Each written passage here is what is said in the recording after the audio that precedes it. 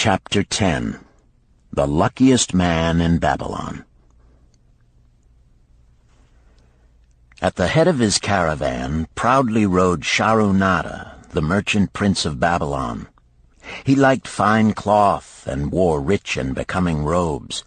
He liked fine animals and sat easily upon his spirited Arabian stallion. To look at him, one would hardly have guessed his advanced years. Certainly they would not have suspected that he was inwardly troubled. The journey from Damascus is long, and the hardships of the desert many. These he minded not. The Arab tribes are fierce and eager to loot rich caravans. These he feared not, for his many fleet-mounted guards were a safe protection. About the youth at his side, whom he was bringing from Damascus, was he disturbed. This was Hayden Gula, the grandson of his partner of other years, Arid Gula, to whom he felt he owed a debt of gratitude which could never be repaid. He would like to do something for this grandson, but the more he considered this, the more difficult it seemed because of the youth himself. Eyeing the young man's rings and earrings, he thought to himself, "He thinks jewels are for men. Still, he has his grandfather's strong face, but his grandfather wore no such gaudy robes. Yet I sought him to come, hoping I might help him get a start for himself and get away from the wreck his father has made of their inheritance." Hayden Gula broke in upon his thoughts. "Why dost thou work so hard, riding always with thy caravan upon its long journeys? Dost thou never take time to enjoy life?" Shahrunada smiled. "To enjoy life?" he repeated. "What wouldst thou do to enjoy life if thou wert Shahrunada?" "If I had wealth equal to thine, I would live like a prince. Never across the hot desert would I ride. I would spend the shekels as fast as they came to my purse. I would wear the richest of robes and the rarest of jewels. That would be a life to my liking, a life worth living." Both men laughed. "Thy grandfather wore no jewels," Shahrunada spoke before he thought, then continued jokingly, "Wouldst thou leave no time for work?" "Work was made for slaves," Hayden Gula responded. Shahrunada bit his lip but made no reply, riding in silence until the trail led them to the slope. Here he reined his mount, and pointing to the green valley far away, "See, there is the valley. Look far down, and thou canst faintly see the walls of Babylon. The tower is the temple of Bel. If thine eyes are sharp, thou mayest even see the smoke from the eternal fire upon its crest." "So that is Babylon? Always have I longed to see the wealthiest city in all the world," Hayden Gula commented. "Babylon, where my grandfather started his fortune. Would he were still alive, we would not be so sorely pressed. Why wish his spirit to linger on earth beyond its allotted time? Thou and thy father can well carry on his good work. Alas, of us neither has his gift. Father and myself know not his secret for attracting the golden shekels." Shahrunada did not reply, but gave rein to his mount and rode thoughtfully down the trail to the valley. Behind them followed the caravan in a cloud of reddish dust. Some time later they reached the king's highway and turned south through the irrigated farms. 3 old men plowing a field caught Shahrunada's attention. They seemed strangely familiar. How ridiculous! One does not pass a field after 40 years and find the same men plowing there. Yet something within him said they were the same. One, with an uncertain grip, held the plow. The others laboriously plodded beside the oxen, ineffectually beating them with their barrel staves to keep them pulling. 40 years ago he had envied these men. How gladly he would have exchanged places. But what a difference now!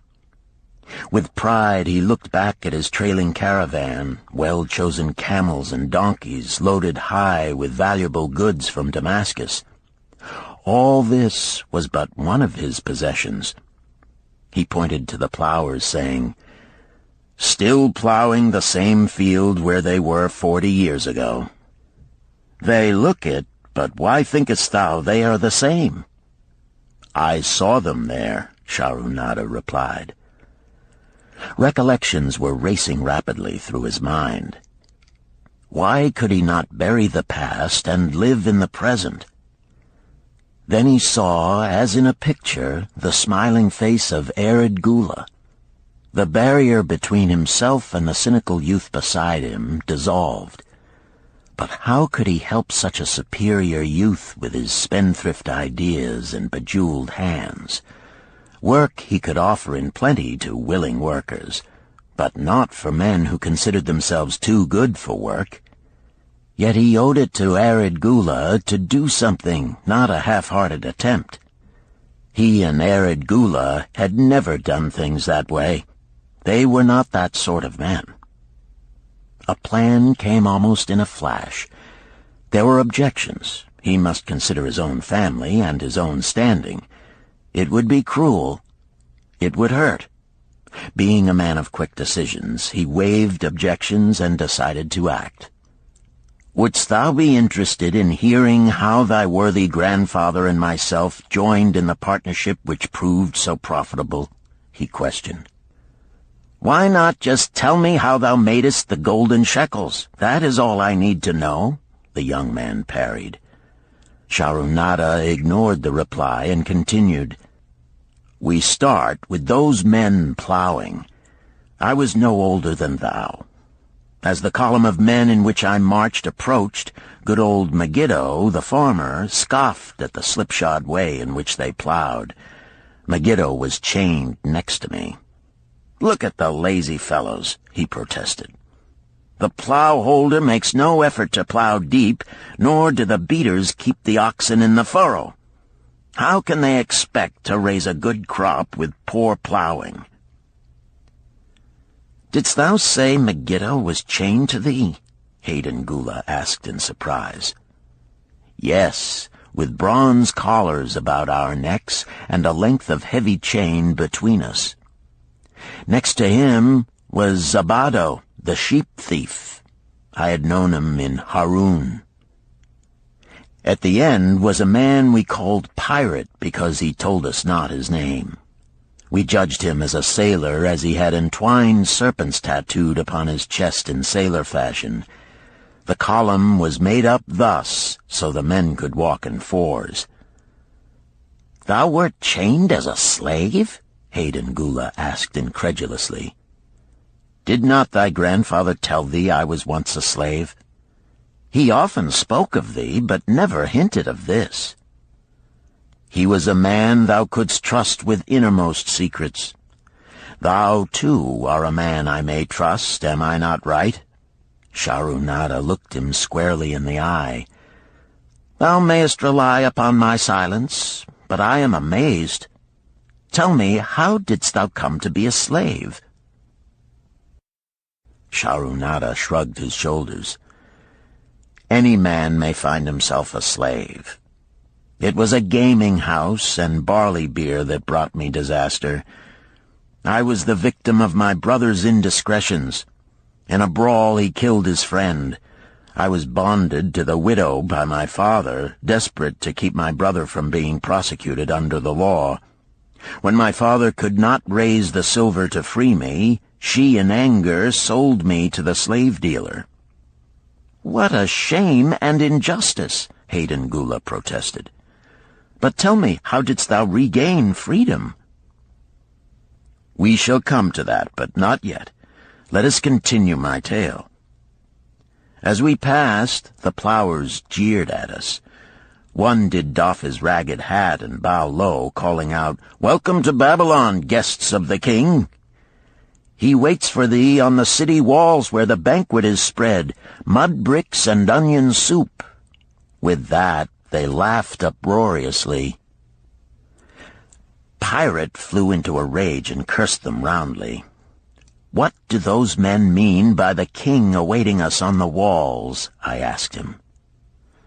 "To the city walls ye march to carry bricks until the back breaks.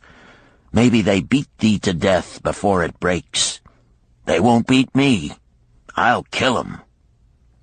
Then Megiddo spoke up. "It doesn't make sense to me to talk of masters beating willing, hard-working slaves to death. Masters like good slaves and treat them well."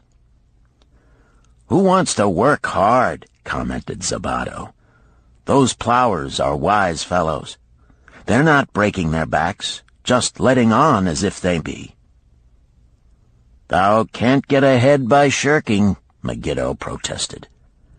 "If thou plow a hectare, that's a good day's work, and any master knows it. But when thou plow only a half, that's shirking. I don't shirk. I like to work, and I like to do good work, for work is the best friend I've ever known. It has brought me all the good things I've had, my farm and cows and crops, everything." "Yea, and where be these things now?" scoffed Zabato. "I figure it pays better to be smart and get by without working.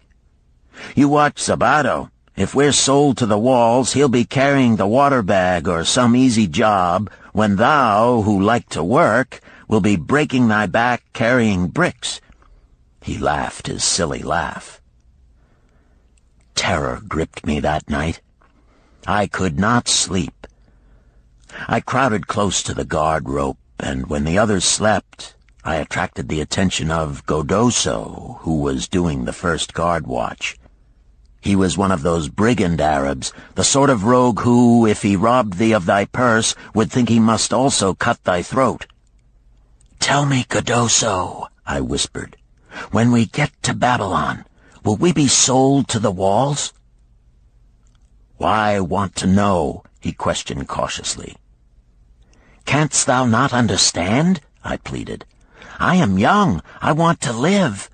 I don't want to be worked or beaten to death on the walls. Is there any chance for me to get a good master?" He whispered back, "I tell something. Thou good fellow, give Godoso no trouble. Most times we go first to slave market. Listen now. When buyers come, tell 'em you good worker, like to work hard for good master, make 'em want to buy. You not make 'em buy, next day you carry brick, mighty hard work." After he walked away, I lay in the warm sand looking up at the stars and thinking about work. What Megiddo had said about it being his best friend made me wonder if it would be my best friend. Certainly it would be if it helped me out of this. When Megiddo awoke, I whispered my good news to him. It was our one ray of hope as we marched toward Babylon. Late in the afternoon, we approached the walls and could see the lines of men, like black ants, climbing up and down the steep diagonal paths. As we drew closer, we were amazed at the thousands of men working. Some were digging in the moat, others mixed the dirt into mud bricks. The greatest number were carrying the bricks in large baskets up those steep trails to the masons. Overseers cursed the laggards and cracked bullock whips over the backs of those who failed to keep in line. Poor, worn-out fellows were seen to stagger and fall beneath their heavy baskets, unable to rise again. If the lash failed to bring them to their feet, they were pushed to the side of the paths and left writhing in agony. Soon they would be dragged down to join other craven bodies beside the roadway to await unsanctified graves. As I beheld the ghastly sight, I shuddered. So this was what awaited my father's son if he failed at the slave market. Godoso had been right. We were taken through the gates of the city to the slave prison, and next morning marched to the pens in the market. Here the rest of the men huddled in fear, and only the whips of our guard could keep them moving so the buyers could examine them. Megiddo and myself eagerly talked to every man who permitted us to address him. The slave dealer brought soldiers from the king's guard who shackled Pirate and brutally beat him when he protested. As they led him away, I felt sorry for him. Megiddo felt that we would soon part. When no buyers were near, he talked to me earnestly to impress upon me how valuable work would be to me in the future. Some men hate it. They make it their enemy. Better to treat it like a friend. Make thyself like it. Don't mind because it is hard. If thou thinkest about what a good house thou build, then who cares if the beams are heavy and it is far from the well to carry the water for the plaster? Promise me, boy, if thou get a master, work for him as hard as thou canst. If he does not appreciate all thou do, never mind. Remember, work well done does good to the man who does it. It makes him a better man. He stopped as a burly farmer came to the enclosure and looked at us critically. Megiddo asked about his farm and crops, soon convincing him that he would be a valuable man. After violent bargaining with the slave dealer, the farmer drew a fat purse from beneath his robe, and soon Megiddo had followed his new master out of sight. A few other men were sold during the morning. At noon, Godoso confided to me that the dealer was disgusted and would not stay over another night, but would take all who remained at sundown to the king's buyer. I was becoming desperate when a fat, good-natured man walked up to the wall and inquired if there was a baker among us. I approached him, saying, "Why should a good baker like thyself seek another baker of inferior ways? Would it not be easier to teach a willing man like myself thy skilled ways? Look at me. I am young, strong, and like to work. Give me a chance, and I will do my best to earn gold and silver for thy purse." He was impressed by my willingness, and began bargaining with the dealer who had never noticed me since he had bought me, but now waxed eloquent on my abilities, good health, and good disposition. I felt like a fat ox being sold to a butcher. At last, much to my joy, the deal was closed. I followed my new master away, thinking I was the luckiest man in Babylon. My new home was much to my liking. Nananeid, my master, taught me how to grind the barley in the stone bowl that stood in the courtyard, how to build the fire in the oven, and then how to grind very fine the sesame flour for the honey cakes. I had a couch in the shed where his grain was stored. The old slave housekeeper, Swasti, fed me well and was pleased at the way I helped her with the heavy tasks. Here was the chance I had longed for to make myself valuable to my master, and, I hoped, to find a way to earn my freedom. I asked Nananeid to show me how to knead the bread and to bake. This he did, much pleased at my willingness. Later, when I could do this well, I asked him to show me how to make the honey cakes, and soon I was doing all the baking. My master was glad to be idle, but Swasti shook her head in disapproval. "No work to do is bad for any man," she declared. I felt it was time for me to think of a way by which I might start to earn coins to buy my freedom. As the baking was finished at noon, I thought Nananeid would approve if I found profitable employment for the afternoons and might share my earnings with me. Then the thought came to me, why not bake more of the honey cakes and peddle them to hungry men upon the streets of the city? I presented my plan to Nananeid this way. "If I can use my afternoons after the baking is finished to earn for thee coins, would it be only fair for thee to share my earnings with me that I might have money of my own to spend for those things which every man desires and needs?" Fair enough, he admitted. When I told him of my plan to peddle our honey cakes, he was well pleased. "Here is what we will do," he suggested. "Thou sellest them at 2 for a penny, Then half of the pennies will be mine to pay for the flour and the honey and the wood to bake them. Of the rest I shall take half, and thou shalt keep half."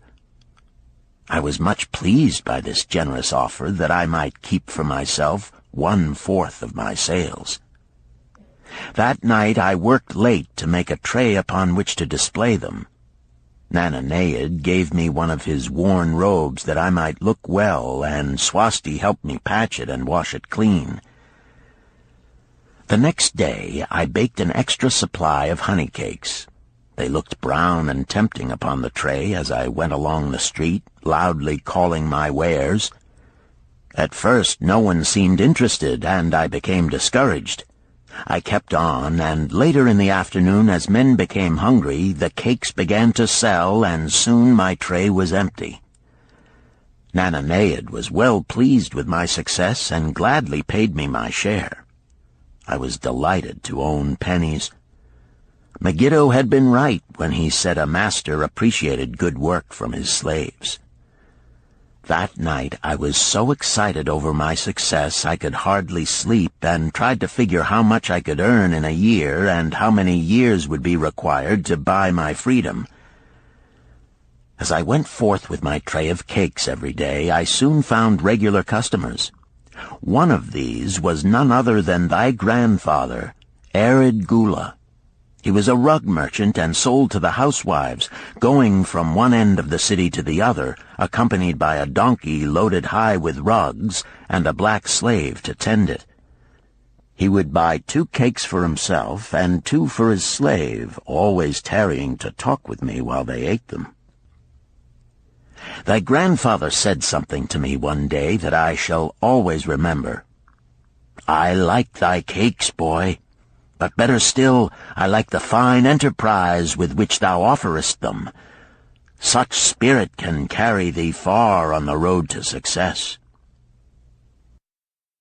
But how canst thou understand, Hayden Gula, what such words of encouragement could mean to a slave boy, lonesome in a great city, struggling with all he had in him to find a way out of his humiliation? As the months went by, I continued to add pennies to my purse. It began to have a comforting weight upon my belt. Work was proving to be my best friend, just as Megiddo had said. I was happy, but Swasti was worried. "Thy master, I fear to have him spend so much time at the gaming houses," she protested. I was overjoyed one day to meet my friend Megiddo upon the street. He was leading 3 donkeys loaded with vegetables to the market. "I am doing mighty well," he said. "My master does appreciate my good work, for now I am a foreman. See, he does trust the marketing to me. And also he is sending for my family. Work is helping me to recover from my great trouble. Some day it will help me to buy my freedom and once more own a farm of my own." Time went on, and Nananeid became more and more anxious for me to return from selling. He would be waiting when I returned, and would eagerly count and divide our money. He would also urge me to seek further markets and increase my sales. Often I went outside the city gates to solicit the overseers of the slaves building the walls. I hated to return to the disagreeable sights, but found the overseers liberal buyers. One day I was surprised to see Zabado waiting in line to fill his basket with bricks. He was gaunt and bent, and his back was covered with welts and sores from the whips of the overseers. I was sorry for him, and handed him a cake which he crushed into his mouth like a hungry animal. Seeing the greedy look in his eyes, I ran before he could grab my tray. "Why dost thou work so hard?" Arid Gula said to me one day. Almost the same question thou asked of me today, dost thou remember? I told him what Megiddo had said about work and how it was proving to be my best friend. I showed him with pride my wallet of pennies and explained how I was saving them to buy my freedom. "When thou art free, "What wilt thou do?" he inquired. "Then," I answered, "I intend to become a merchant." At that he confided in me, something I had never suspected. "Thou knowest not that I also am a slave. I am in partnership with my master." "Stop!" demanded Hayden Gula. "I will not listen to lies defaming my grandfather. He was no slave." His eyes blazed in anger. Sharunada remained calm. "I honor him for rising above his misfortune and becoming a leading citizen of Damascus. Art thou his grandson, cast of the same mold? Art thou man enough to face true facts, or dost thou prefer to live under false illusions?" Hayden Gula straightened in his saddle. In a voice suppressed with deep emotion, he replied, "My grandfather was beloved by all. Countless were his good deeds. When the famine came, did not his gold buy grain in Egypt, and did not his caravan bring it to Damascus and distribute it to the people so none would starve? Now thou sayest he was but a despised slave in Babylon. Had he remained a slave in Babylon, that he might well have been despised, but when, through his own efforts, he became a great man in Damascus, the gods indeed condoned his misfortunes and honored him with their respect," Sharunada replied. "After telling me that he was a slave," Sharunada continued, "he explained how anxious he had been to earn his freedom. Now that he had enough money to buy this, he was much disturbed as to what he should do. He was no longer making good sales and feared to leave the support of his master." I protested his indecision. "Cling no longer to thy master.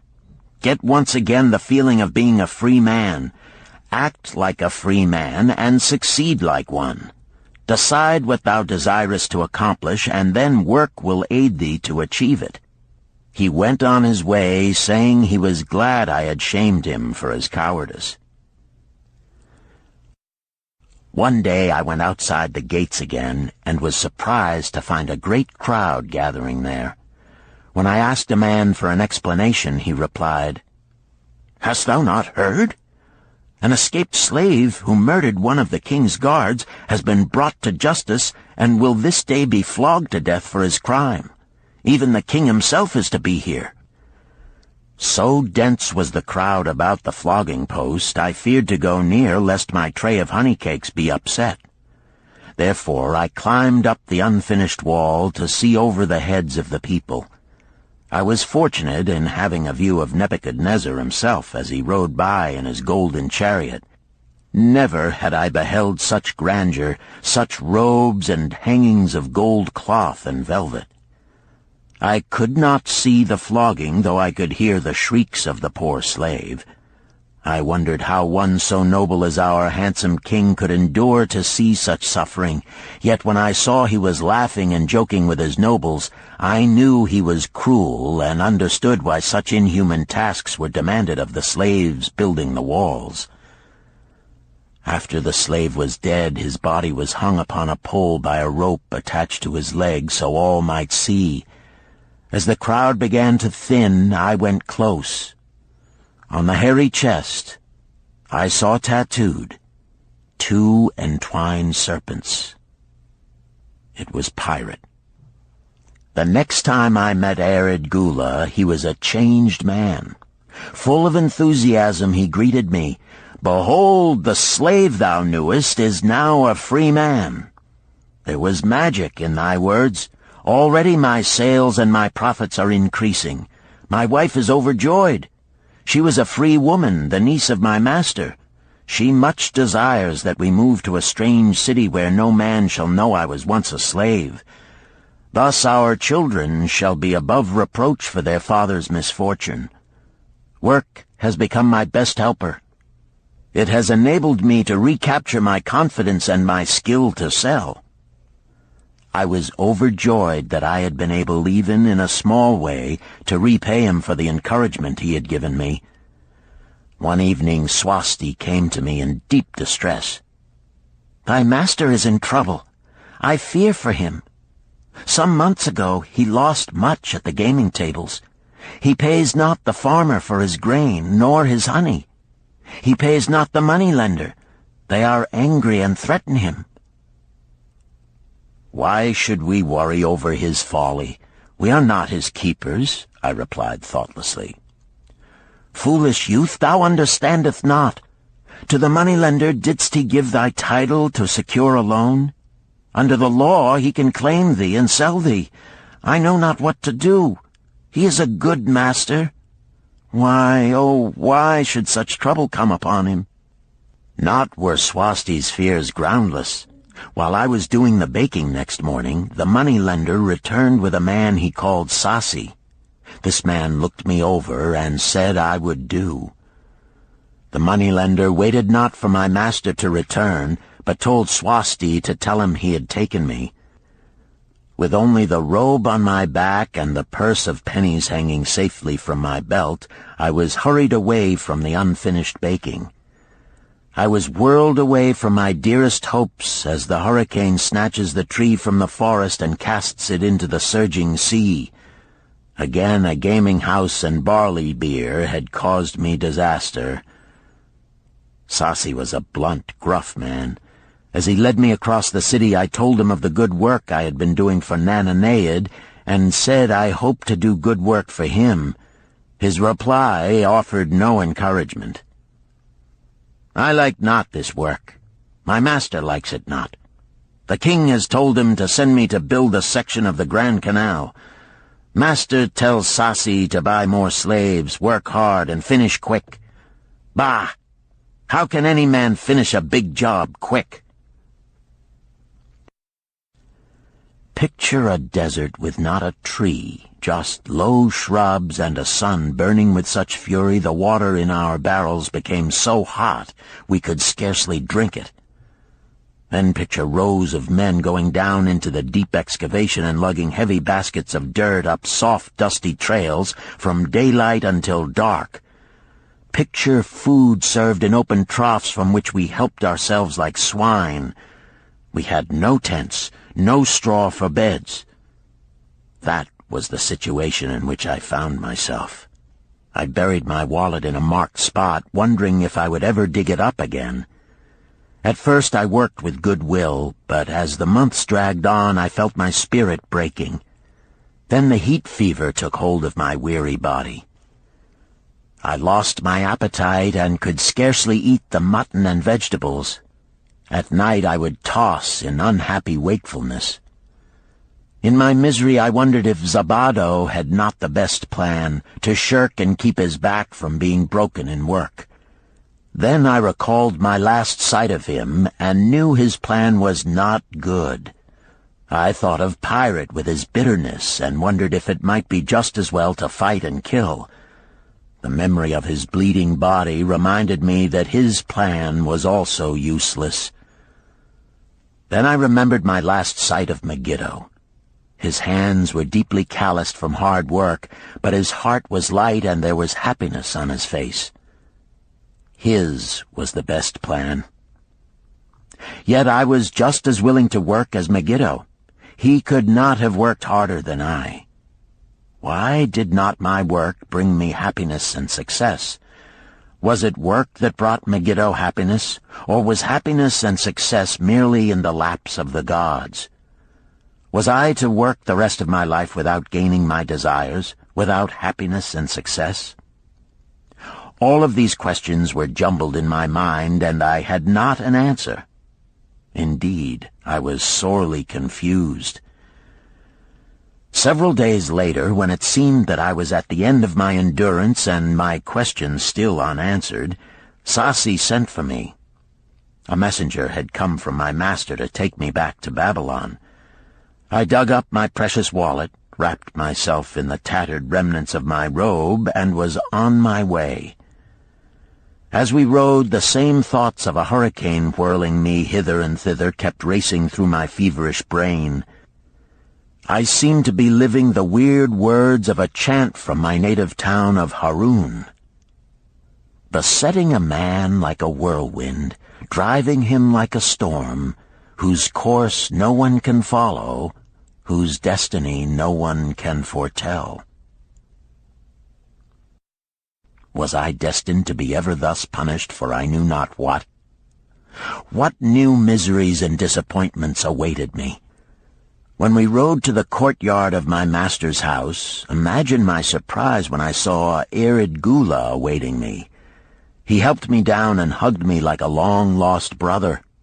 As we went our way, I would have followed him as a slave should follow his master, but he would not permit me.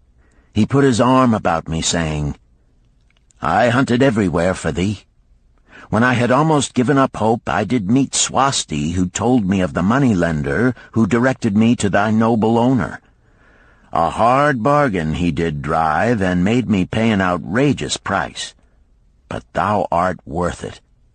Thy philosophy and thy enterprise have been my inspiration to this new success." "Megiddo's philosophy, not mine," I interrupted. "Megiddo's and thine. Thanks to thee both, we are going to Damascus, and I need thee for my partner." "See," he exclaimed, "in one moment thou wilt be a free man." So saying, he drew from beneath his robe the clay tablet carrying my title. This he raised above his head and hurled it to break in 100 pieces upon the cobblestones. With glee he stamped upon the fragments until they were but dust. Tears of gratitude filled my eyes. I knew I was the luckiest man in Babylon. Work, thou see, by this, in the time of my greatest distress, didst prove to be my best friend. My willingness to work enabled me to escape from being sold to join the slave gangs upon the walls. It also so impressed thy grandfather, he selected me for his partner. Then Hayden Gula questioned, "Was work my grandfather's secret key to the golden shekels?" "It was the only key he had when I first knew him," Sharunada replied. "Thy grandfather enjoyed working. The gods appreciated his efforts and rewarded him liberally." "I begin to see," Hayden Gula was speaking thoughtfully. "Work attracted his many friends who admired his industry and the success it brought. Work brought him the honors he enjoyed so much in Damascus. Work brought him all those things I have approved. And I thought work was fit only for slaves." "Life is rich with many pleasures for men to enjoy," Sharunada commented. "Each has its place. I am glad that work is not reserved for slaves. Were that the case, I would be deprived of my greatest pleasure. Many things do I enjoy, but nothing takes the place of work." Sharunada and Hayden Gula rode in the shadows of the towering walls up to the massive bronze gates of Babylon. At their approach, the gate guards jumped to attention and respectfully saluted an honored citizen. With head held high, Sharunada led the long caravan through the gates and up the streets of the city. "I have always hoped to be a man like my grandfather," Hayden Gula confided to him.